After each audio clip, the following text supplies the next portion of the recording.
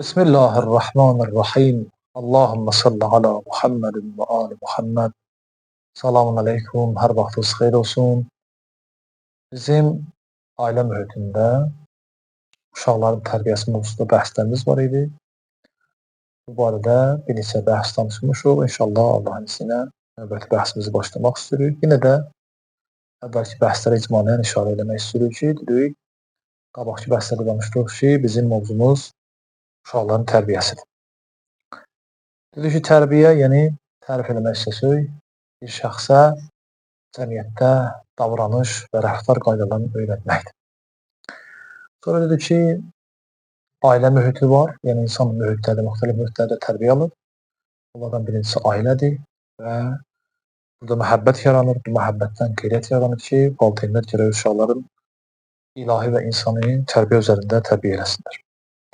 Ondan sonra dedik ki, biz qabaqki bəhsimizdə, yəni bundan qabaqki bəhsdə biz işarə edirdik ki, bəhsimiz oldu ki, valideynlər yəni neçə cəhətdən uşaqlara eşitmə yolu ilə dedik tərbiyə vasitələri var, tərbiyə yolları var. Dedik ki, görmə yolu ilə. Birinci bəhsimiz görmə yolu oldu ki, valideynlərin geyimi məsələsi oldu. Ona işarə elədik ki, uşaqların tərbiyəsində olduqca böyük əhəmiyyətə malikdir. Bəli, burada və ondan sonra dedik ki, yəni valideynlər bir cür geyinməməlidirlər və rəftar eləməməlidirlər ki, uşaqlara Allah tərəfindən verilmiş o pak fitrət xarab ola və aradan gedir. Və bu kimi bizim üçün kilit sayılacaq, açar sözlər sayılacaq bəhslər üzərində biz danışdıq ki, bizim məqsədimizə kömək edir. Uşaqların, yəni ailə mühitində uşaqların tərbiyəsi məsələsinə aid idi və kömək. Növbəti bəhsimiz isə İslam maarifinin əhəmiyyəti barəsindədir. Buradan ayrı bir əxlaqi bəhsə girir ki, birbaşa uşaqların tərbiyəsində təsiri var. Hansı bəhsdir? Həya bəhsidir ki, gəlin müəllif burada onun üzərində bəhs edir. Yəni, bu həya bəhsinin birbaşa bizim bəhslə əlaqəsi var. Çünki bizim bəhsimiz əxlaq üzərindəndir. Yəni, bizim bundan qabaqki günlərdə elədiyimiz bəhs əxlaq, İslami əxlaq cəhətindən biz məsələləri bəyan eləmişik. İslami əxlaq baxışından ailə mühitində uşaqların tərbiyəsi, yəni ilahi tərbiyəsi və insan tərbiyəsi. Ona görə də bəhsimiz əxlaqı olduğuna görə də biz əxlaq alimlərinin təriflərini gətiririk. Yəni, mövzumuz əxlaqdırsa, əxlaqı mövzularda və yaxud kəlmələr üzərində əxlaq alimlər nə danışıblar, biz onların tərifləri və sözləri burada gətiririk. Əxlaq alimləri gəliblər, vəqahət kəlməsi barəsində deyirlər ki, bir dənə nəfsi rəzalət, insanın bir dənə əxlaqıdır, xüsusiyyəti ki, rəzil xislətdir. Yəni, insan həyasızlıq mənasındadır, nəfsə aiddir və rəzildir. Yəni, heç kəs bu bəyənməz. Bunun qabağına gəliblər, iffəti deyirlər. Vəqahət, yəni həyasızlıq, efaf, yəni iffətli olmaq və həyalı olmaq. Bəli. Yəni, hər kəsin vəqahət xüsusiyyəti olsa, bildir ki, bu şəxs ümumən dini baxışdan haram olan şeylərə və yaxud da əqli və örfü baxışdan bəyənilməz şeylərə mürtəkib olmaqdan heç bir həyası olmaz, utanmaz və ona mürtəkib olar. Bunun qabağında həyanı deyirlər ki, həya nədir bəs? Deyirlər, həya odur ki, insan özün dini baxımdan haram olan şeylərə mürtəkib olmaqdan saxlayar və həmçinin örfdə, cəmaat arasında və həmçinin ağlı baxışdan qəbih olan, bəyənilməyən işlərə mürtəkib olmaqda insan özünü saxlayır. Buna deyilə həya. Bəs vəqahət bu oldu ki, insan həyasızlıq, hər nəyə mürtəkib olur, heç nə ona təsir edilmə, utanmaz. Və həya və ifaf oldu ki, insan bir nəfsi və ruhi xüsusiyyətə bir dənə sahibdir ki, ona sahib olsa nə olar? Deməli, haramlara və bəyənilməz işlərə mürtəkib olmaz, insanın qabağını alar. Deməli, Əlləmə Məclisinin də burada həya barəsində tərifi var, onu gətirir. Niyə bu həyanın üstündə asır əxlaqı babından? Çünki bunları bir neçə dənə hədis gətirir burada. Üzərində bəhs edir ki, həya nədir, həyanın əhəmiyyəti nədir, niyə həya olmalıdır müsəlman bir şəxsdə, Allah bəndəsi olan şəxsdə niyə həya olmalıdır? Bunu bəhs edəndən sonra keçir ailə mühitində həyanın roluna, valideynlərin həyalı olmasının əhəmiyyətinə. Əlləmə Məclisi burada həya barəsində buyurur ki, Həya nəfsə, insanın ruhuna ayrılan bir şeydir ki, səbəb olur ki, bu həya insanı qəbih işlərdən saxlasın və həmçinin ədəbin əksi sayılan, ədəbsizlik sayılan şeylərə mürtəkib olmaqdan saxlasın. Niyə? Həya buna görə ki, insanı danlayarlar, eşidən danlayır. Məsələn, həqiqətən də insanın ağlı bir dənə baxışı var. Falan işi niyə gör? Sənə yaraşırdı. Həya budur ki, buna mürtəkib olmamışdan qabaq onun qabağını var. Yəni bir şəxs buna mürtəkib olmamışdan həya gələr, deyər ki, eləmə, səni danlayacaqlar. Sənə yaraşmır. Buna deyiblər həya. Bəli. Başqa bir, yəni bunlar hamısı Quran kəlmələrində, bu kəlmələr hamısı Quran kəlmələrində və hədislərdə bizim üçün gəlib yetişmişdir. Alim buyurur ki, müəllif buyurur ki, Müstəid Tehran ağa, Allah rəhmət eləsin, ruhunu şad eləsin, ariflərdən olub və böyük təlifatlar, təlif kitab sahiblərindən olub, müəlliflərdən olub. Buyur, əgər öz tərifimizlə desə, həya nədir? Deyir, balaca bir kəlmə ilə, balaca bir ibarə, sadə sözlə desə, həya ruhun örtüyüdür. Həqiqətən bu sözdür. Əgər bədənin, cismin örtüyü libasdırsa, düzdür, həyaya libas da deyiblər. Çünki həya ruhu örtür də bilir. Yəni, qəbih və bəyənilməz şeylərdən insanın qabağını alır, örtür, kəsir, saxlayır. Necə ki, libas bədəni örtür, həya da ruhu örtür. Bir əgər həyaya öz dilimizdə biz tərif vermək istəsək, həya nədir? Həya ruhun örtüyüdür. Bəli. Və insan bunu hardansa kəsblə eləmir. Allah Teala bu insanın fitrətində bunu qoyur.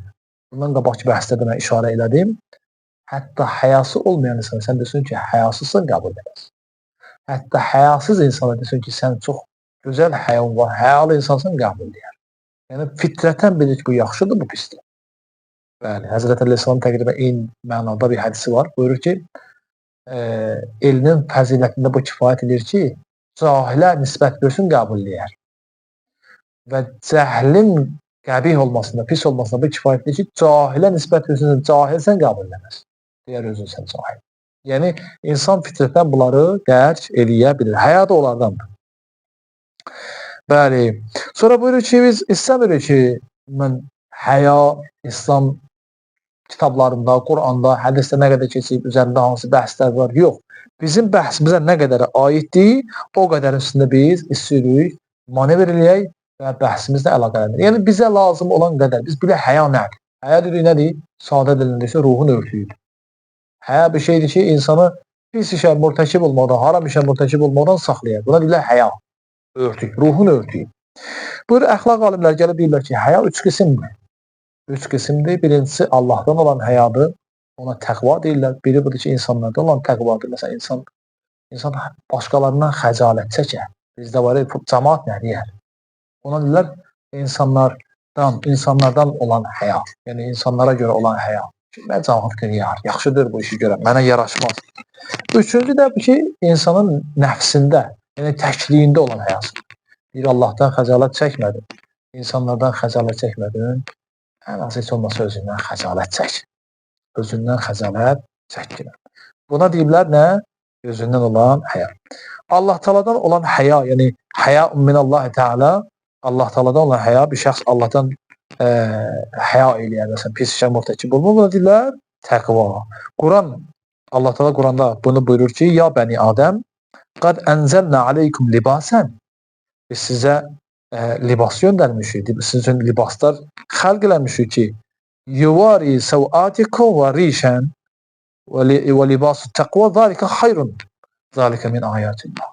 Biz sizin üçün libas göndərmişik, qabaqda bəhs edirik ki, burada deməli, libasın mənası, yəni libas burada daha doğrusu ənzəlna, yəni nazil eləmişik, mənası Quranda gəlib ki, çoxlu yerdə var ki, ənzəlna gəlib, yəni nazil eləmək, biz nazil eləmişik. Mənası isə xilqətdir, yəni xələqənə. İndi qabaqda biz ona işarə eləyəcək. Niyə görə, məsələn, buna deyiblər ki, təqva libası, təqva zalikə xayrun, təqva libası daha xeyri, çünki necə libas insanın bədənini örtər? Deməli, təqva da insanın qabağını alır, ruhunu örtər, fikrinin qabağını alır, fikrin yəni pis işlərə tərəf getməsinin qabağını. Ona görə də Allah Teala Quranda libasu təqva deyir. Düzdür, biz sizə paltarlar göndərmişik, libaslar göndərmişik, zahirən bədəninizi örtürsünüz, cəmaat görmür, zahiri gözlər. Amma təqva libası isə daha xeyirlidir. Bu, Allahın nişanələrindən biridir. Sonra buyurur ki, mən dediyim kəlmə ki, ənzəlnə burada xalaqna mənasındadır ki, Allah Teala Quranda buyurur ki, və ənzəlnəl hədidə. Zahiri mənasını götürsün ki, Allah Teala deyir ki, biz hədid, dəmir, hədid yəni dəmir. Dəmiri nazilləmişik. Deyir, amma yox, burada mənası xəlq mənasındadır. Deyir ki, biz dəmiri yaratmışıq, çox şiddətli, möhkəm bir şeydir. Və həmçinin Allah Teala Quranda başqa bir ayədə buyurur ki, və ənzələ ləkum minəl ən'ami thəmaniyyəti əzvac yaxluqukum. Xülasə biz sizin üçün eləmişik, 4 əyaqlılar yaratmışıq. Yəni ən'am, yəni sizin üçün 4 əyaqlılar yaratmışıq. Ənzələ yəni nazil eləmək mənası zahirən. Quran deyir ki, ənzələ. Quran nazilən deyir ki, ənzəlna. İnna ənzəlnahu fi leylətil qadr. Biz onu Qədr gecəsində nazilləmişik. Bu Quran nazilində elə ənzəlnadır, endirmək mənasındadır. Amma bəzi şeylər var ki, orada mənası nədir? Mənası xalaqna mənasındadır. Burada da həmçinin. Və həmçinin başqa bir ayədə buyurur ki, İn min şeyin illə indənə xəzainuhu və mən nunəzziluhu illə bi qədərin ma'lum. Deyir ki, elə bir şey yoxdur ki, onun xəzinəsi bizim yanımızdadır və biz hər bir şeyi neyinirik? Qədərin məlum, yəni müəyyən bir miqdarda onun neyini nazildir. Yəni xəlq edirik. Yəni bunlar hamısı işarədirlər ki, deməli, ənzəllə buradan ənzəllə mənası xəlaqna mənasıdır. Bəs burada da həmçinin o mənanı çatdırır. İndi bu işarə var, libası təqazaq zalikə xayrun, zalikə min ayətillah. Xülasə, ənzəlna mənasıdır ki, inna ənzəlna, qad ənzəlna aleykum libasən. Ənzəlna xəlaqna mənasıdır. Buna istəyir burada bizə işarə elətdirər. İmam Əli əleyhissalam burada bir dənə hədisi var. Deməli, həya barəsində. Həzrət əleyhissalam buyurur ki, əhsənu məlabisi dünya əl-həya. Dünyanın ən yaxşı libası, geyimi həyadır. Həqiqətən baxandır. İnsanın fitrə, insan belədir ki, məsələn, görürsən neçə gün yatmayıb, deyir, elə biləm bir 2 gün yatacaq. İnsan belədir. Görürsən bir 8-10 saat yatıb durur, doyur. Az olan deyir ki, məsələn, mümkündür ki, bir 2-3 boşqab falan şeydən yiyəcək. Bir boşqab yiyir, bir qədər artıq bir doydun elə bir. Ya susuz insanı görürsən, deyir ki, mümkündür bir litr su istəsən birdən. Görürsən 2 stəkan, 3 stəkan, 4 stəkan da doyur. Heç litri də çəlim. Bunlar maddidirlər. Maddi hər nə var, insan onun doyur. Çünki insan özü məhduddur və maddi olan şeylər özü də məhdud olduğuna görə insan onlardan hər nə qədər istifadə eləsə də, onlar məhduddurlar. Yəni bir insan bir müddət, ya bir az ondan istifadə eləmək doyur. Amma həya isə ruha aid olan bir şeydir. Gözəl, xoş əxlaq ruha aid olan bir şeydir. Mənəviyyat, təqva, ruha. İnsan nə qədər bunlar görsə doymaz. İnsan nə qədər həyalı olsa və yaxud da həyalı insan görsə və yaxud da həyalı insanı müşahidə eləsə, demək olar ondan doymuyor. Hər nə qədər. İnsan bir xoş əxlaq insan görsün, başqasında xoş əxlağı görsün, nə qədər görə doymuyor. Demək ki, mən bu xoş əxlaq insandan doydum. Deyirlər, yenə də görə, olardı mən yenə görərdim. Bu fürsət düşər, yenə gedərdim, oturardım, onu danışardım, gülərdik. Mən bu insandan doymuram. Çox əxlaq ustadları o cürdür. İndi burada da Həzrət Əleyhisselam buyurur ki, dünyanın ən yaxşı libası nədir? Həyadır. Yəni, dünyada əgər biz insanı ölçsək ki, nə insan üçün daha yaxşıdır? Buyurur ki, məsələn, həya insanı yaraşır. Dedik ki, əğri bir şeylərdir, insan qəbul edir. Başqa bir təbirdən ki, bu həya nədir? İnsana aid olan bir şey. Və həmçinin usul-u kafidə bizim gəlib hədis var. Cunud-u əql və cəhl hədisi deyirlər. Buna çoxlu alimlər şərh yazıblar. İmam Sadiq əleyhissalamdan hədis var ki, buyurur ki, "Vəl-həya və zidduhu əl-xulu." Həya həyanın ziddi xuluqdur. Yəni həya insanın pərdəli olması, xul isə pərdəni cırmaq, deşmək mənasındadır. Deyir ki, həyanın ziddi və əksi bizim dilində deyir ki, nədir? Xuluqdur ki, yəni pərdəsizlik. Nəticədə biz əgər yenə də baxsaq, deyir, nəticə nədir? Buyurur ki, həya, yəni bir növ örtüyük. Özümüzdən düşük, ruhun örtüyük. Və yenə də Sədrül Mütəllihin, yəni Molla Sədranın da rəhmətullahi aleyhin bir dənə ibarəsi gətirir, həyanın tərifi barəsində buyurur ki, həya insani bir dənə xərizədir, fikirdir, insani bir dənə xərizədir. Yəni nədir? Yəni insana aid olan, onun xilqətinə qarışmış, onun varlığının bir hissəsi olan bir dənə həqiqətdir həya. İnsan doğulanda həyalı doğulur. İnsan doğulanda həyalı doğulur və onu hardansa kəsb eləməyir. Bəli. Yəni insanın digər canlılarla iştirak tərəfi də var, müştərək də olan və iftirak fərqli cəhətlər də var. Fərqli cəhəti həmin həyadır. İnsanı, məsələn, heyvandan belə deyə fərqləndirir. Yəni bəzi insanlar var, öz həyaların belə deyək, aradan aparırlar. Həya belə bir şeydir ki, insan aparsa da onu qaytarması çətindir. İnsanlar həyaya möhtərəm və qorunması vacib olan şeylər kimi baxırlar. Hər kəs bir cəmiyyətdə öz həyasını aradan aparsa da o cəmiyyətdə ona həyalı insan yoxdur. Sonradan tövbə eləsə və qayıtsa yenə ondan cəmaət əvvəlki kimi ona baxması. Həqiqət bundan ibarət. Və insanı heyvandan fərqləndirən də budur. Həya insanın yaraşığıdır. Heyvanlar, əgər diqqət eləsək, görürsən, bəzi məsələlərdə həyası yoxdur. Çünki ağlı yoxdur, düşüncəsi yoxdur, həyası yoxdur. Heç bir vəzifəsi yoxdur. İnsan isə nə deyir? Həya vasitəsilə nə edir? Deməli, heyvanla var. Heyvanla müştərək cəhətimizdədir. Heyvan da azır, bizdə azırıq. Heyvan da yatır, bizdə yatırıq. Heyvan da məsələn qəzəblənir. Həmçinin digər şey. Bu müştərək, bu maddiyyatın iqtizası və tələbidir ki, biz burada nədir? Bunlarla müştərək. Amma fərqli cəhətimiz heyvanla nədir? Buyurur ki, fərqli cəhətimiz həmən həyadır. Buradakı bəhsə əsasən. Bəli. İmam Əleyhisselam həya barəsində nə buyurur?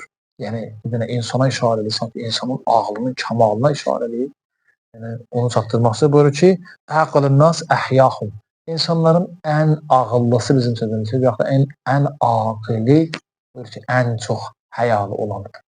Yəni, insan özünə nə qədər həya qazansın, kişi, qadın fərq eləmir. Həya hər ikisindən yaraşan bir şey. İnsanın yaraşığı, ilahi insanın yaraşığı budur. İndi bəhslər o qədər, məsələn, həya barəsində çox uzağa düşməsin ki, biz deyək ki, həyadan ailə mühitində uşağın tərbiyəsində danışırdıq. Gəldi, çıxdı həya. Görəsən, birbaşa əlaqəsi var. Yəni, fərz edin ki, bir də ailədə həya olsa nə olar, olmasa nə olar? İndi biz bəhsin axırında ondan bəhsləyirik. Həzrət Əleyhisselam demək istəyir ki, insan hər nə qədər varlığında inkişaf eləsə, əqli də nə olar? O qədər inkişaf edir.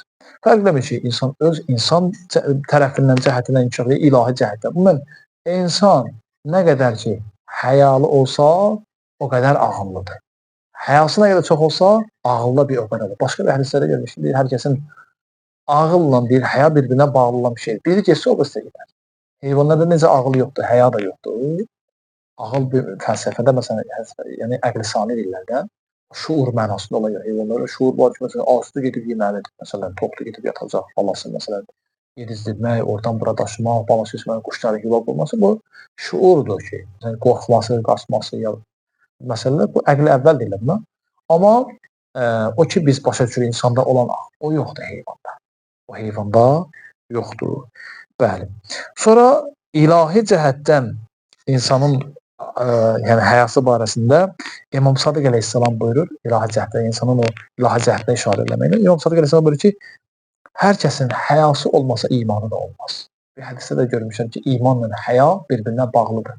Biri geçsə o birisi qədər qalmaz. Belədir ki, bir şəxs çox həyalıdır, həm də imanlıdır. Və yaxud da bir şəxs həyası yoxdur, daha doğrusu belə doğrudur. Həyası yoxdur, amma çox imanlı adamdır. Bu mümkündür. Hər kəsin həyası nə qədər olsa, imanı da o qədər olar. Yəni, həya ilə iman təqribən bərabərdir. Bir-birinə bağlıdırlar. Bizim bəhsimiz elə bu qismə aiddir ki, yəni biz bəhs edirik ki, Allahdan olan həyaya biz nə deyirik? Yəni ki, təqvadır və insanı bu pis işləri görməkdən neyniyər? Qabağını alar. İnsanı qoymaz pis işlər biləsin. Həzrət Əleyhisselam yenə də həya barəsində gətirir. Deyir ki, həya insanı pis işə, bəyənilməz işə, haram işə, mürtəkib olmaqdan saxlayar. Bəs biz bəhs elədik ki, insan deməli bu bəhsdə insan həyalı olmalıdır. Həyalı olsa imanlı olar. İmanlı evdə də nə olar? Deməli, gözəl insanlar yetişər ki, indi bəhsimizin axırda biz ona işarə eləyəcəyik. Hətta başqa bir hədislərdə, hətta bizim öz mənbələrimizdə, Əhl-i Sünnə mənbələrində hədislər gəlir ki, eyni təqribən mətnlərə malikdir. Həzrət Peyğəmbər sallallahu əleyhi və səlləm nəql olunur ki, Peyğəmbər sallallahu əleyhi və səlləm buyurur ki, "Ləm yebqa min əmsalil ənbiya illa qavlun nas iza ləm təstəhi fəsna' ma şey." Peyğəmbərlərin göstərişindən cəmaat arasında bir dənə o şey qalıb ki, hər şey yaddan çıxıb, bir dənə fəqət bir dənə şey qalıb ki, cəmaat deyir ki, həyal olmasa nə istəyirsən elə. Həqiqət belə də. Cəmaatın yanında deyir ki, filan kəsin həyalı olmasa deyir, nə istəyirsən elə. Burada deyirlər, həyası olmasa nə üçün eləmək olar. Bu deyir, Peyğəmbərdən qalmadı. Eyni təqribən hədisdə İmam Rıza Əleyhisselamın da nəql olunub. İmam Rıza Əleyhisselam buyurur ki, ma bəqiyyə min əmsalil ənbiya illa kelimetun İdə ləm təstəhi fə'məl məşəə. Bir qədər kəlmələri fərqlidir. Buyurur ki, Peyğəmbərlərin göstərişlərinin yalnız bir kəlmə qalıb. O da budur ki, cəmaat arasında məşhurdur ki, həyan olmasa nə istəsə eləyərsən. Yəni, insanın hər nə istəsə, ona mürtəkib ola, onun qabağına alan həyasıdır.